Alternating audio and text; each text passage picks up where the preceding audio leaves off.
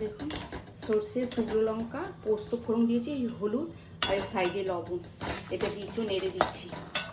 এবার রাঙালু, কুমড়ো, বড়ি দিয়ে পেঁপে দিয়ে টক করব, তেঁতুলের টক। এই যে তেঁতুল, এই যে ইমলি, দেখুন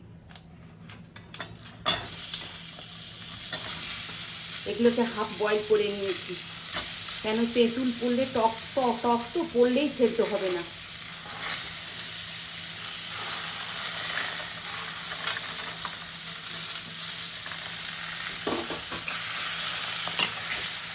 এই যে তেঁতুল, এগুলোকে ভিজিয়ে জলে পেস্ট করে রেখেছি, আর উপর থেকে এই গোটা তেঁতুলগুলো একটু দেবো,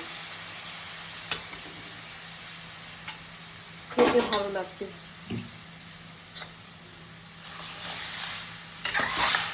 এই কুমড়ো, বড়ি, রাঙালু আর পেঁপে দিয়ে টক করছি, উপর থেকে এই বাতাসা দিয়ে দেবো।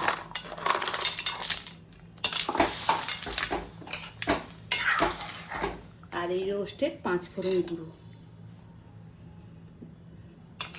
অল্প একটু ফোটাবো, বাতাসাটা একটু গলে গেলেই হয়ে যাবে।